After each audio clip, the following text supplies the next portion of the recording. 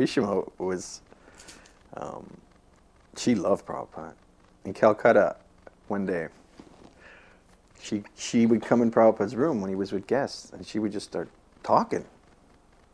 And I remember we were in there one day, and Prabhupada was with some guests talking. She came in the room, talking in Bengali, and Prabhupada said, "Old woman, sit down."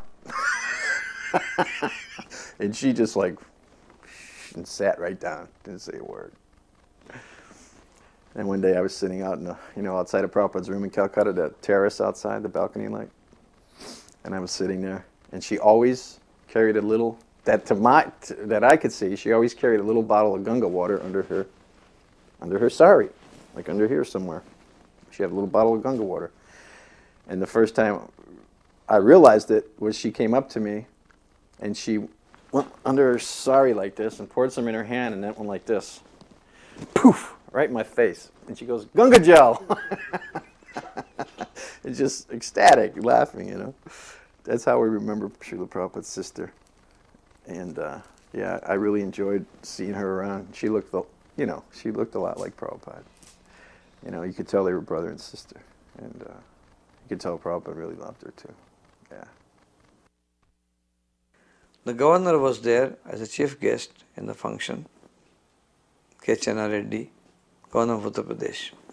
So we had a very nice Vyasasan for Prabhupada. And we wanted Prabhupada to sit on the Vyasasan, inauguration day. Prabhupada said, "No, I will not sit on a Vyasasan. I will sit with the governor in the chair." Because there is a protocol that when a governor is there, no one should sit on a higher seat. So Prabhupada knew this protocol. So even though it was his temple opening, he is the Acharya of the whole world, he himself made arrangement and sat on a chair with the governor. I got to go on a couple morning walks in New York. I remember one in particular. Like Prabhupada was talking, we were walking in Central Park, and there was a tree, and a big dead branch from the tree fell. Big branch fell, it was dried up, dead.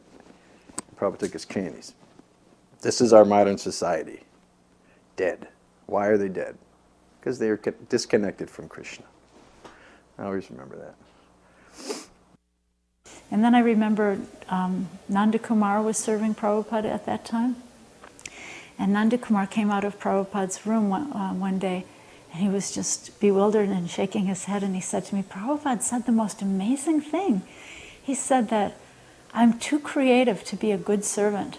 He said I should do business." And at that time I thought, what's creative about business?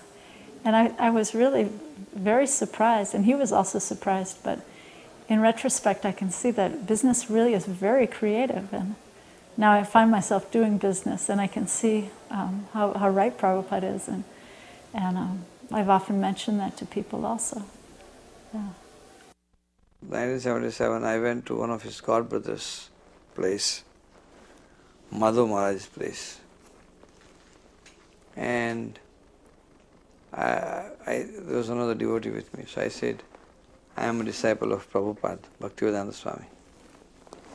"Oh," so Madhu Maharaj said, "Oh, that is very nice, but I am senior to Swami Maharaj.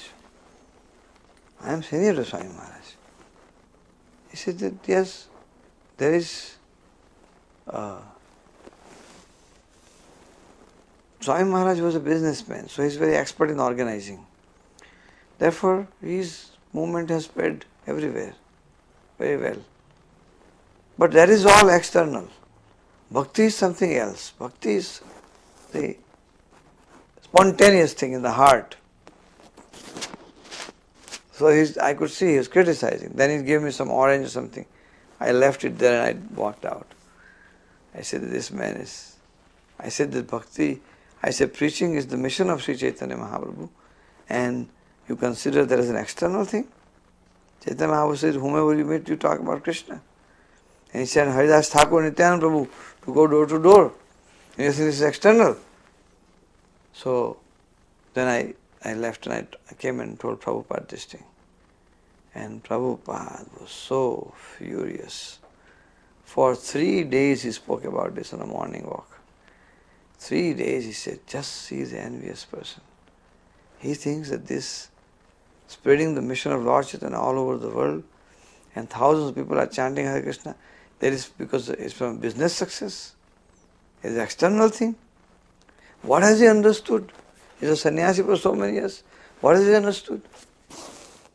For 3 days he blasted. Another time, Sri Govinda's son, Sudarshan, was in Prabhupada's room. Sri Govinda was present in '74. And he had a crayon or something. There was Prabhupada had a picture of Bhaktisiddhanta there. And he just, the kid, a little kid, he was like 2 or 3, just had his crayon and he went like, and Prabhupada just, don't you do that to my Guru Maharaj. And actually then Sri Govinda's wife, I think, took Sudarshan out of the room. And then Sri Govinda was, I think Sri Govinda was feeling a little bad. And then Prabhupada said, when the child is a rascal when he was young, it means he will grow up, he will be a great soul. He told Sri Govinda. Just took away all his anxiety.